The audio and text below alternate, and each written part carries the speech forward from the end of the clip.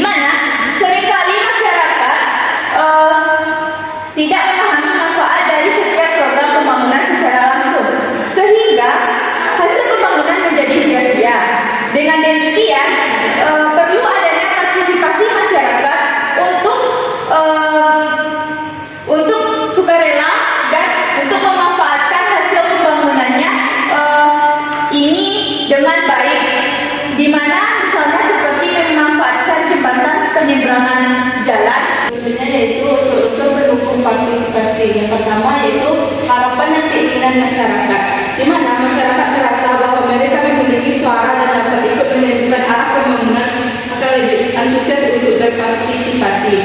Yang kedua yaitu kesadaran diri masyarakat. Masyarakat yang sadar akan pentingnya partisipasi dan pembangunan akan lebih aktif dan mereka akan terlibat. Yang ketiga yaitu dukungan dari pemerintah. Pemerintah yang mendukung partisipasi masyarakat, misalnya dengan menyediakan informasi dan ruang untuk partisipasi, akan mendorong masyarakat untuk lebih aktif. Yang keempat yaitu keterlibatan masyarakat. Keterlibatan aktif masyarakat dalam perencanaan pembangunan sangat penting. Jika masyarakat merasa rencana pembangunan itu berdampak, maka mereka akan ikut aktif dalam melakukan pembangunan tersebut. Selanjutnya yaitu kegiatan yang menarik dan berdampak. Next.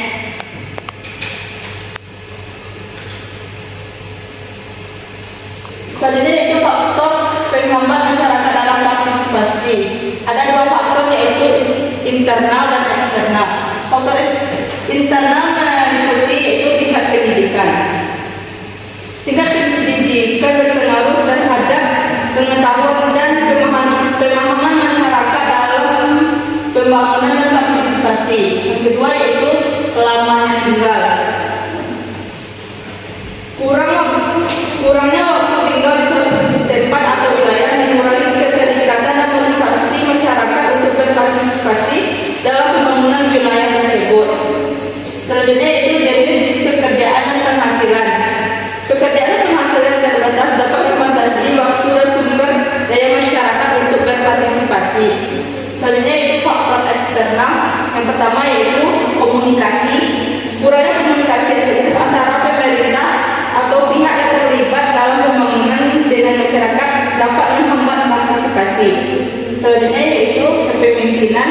Kepemimpinan yang tidak efektif atau kurang mampu memotivasi masyarakat dapat menghambat dalam partisipasi.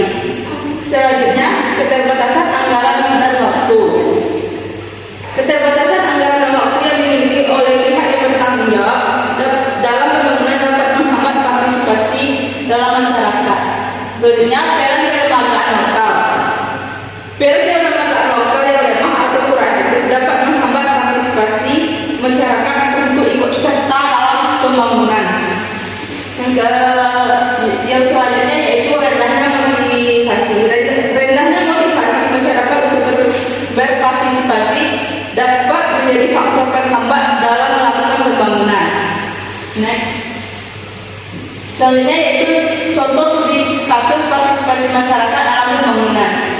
Di Nagari Koto Tarata merupakan sebuah nagari yang berada di Kecamatan Supera, Kabupaten Pesisir Selatan, yang memiliki 2.278 penduduk yang terdiri atas 1.127 penduduk laki-laki dan 1.151 penduduk perempuan. Musyawarah perencanaan pembangunan di Nagari Koto Tarata dilaksanakan pada tanggal 9 Juli 2004, telah dihadiri oleh 54 peserta yang terdiri atas 10 orang staf dan 5 orang bamus dan 5 orang pendamping desa. Adapun unsur masyarakat yang hadir yaitu sebanyak 24 orang yang terdiri atas kelompok masyarakat dari unsur pendidikan, unsur kesehatan, pemuda-pemudi, kader, posyandu, petani, dan tim PKK. Jumlah ini menunjukkan rendahnya tingkat partisipasi masyarakat dalam pengambilan keputusan. Pada musyawarah perencanaan pembangunan, karena dari 100 utama yang disebar kepada masyarakat hanya 34 orang yang hadir. Dengan adanya masalah tersebut, maka artikel ini akan membahas mengenai faktor yang menurut partisipasi masyarakat di Koto Tarata, khususnya dalam musyawarah perencanaan pembangunan. Selanjutnya itu kesimpulan. Partisipasi masyarakat dalam pembangunan merupakan kunci sukses didukung oleh keinginan, kesadaran, dan dukungan pemerintah. Penghambatnya bisa karena pekerjaan, pendidikan, faktor ekonomi. Partisipasi masyarakat perlu ditingkatkan untuk pembangunan yang berkelanjutan. Sekian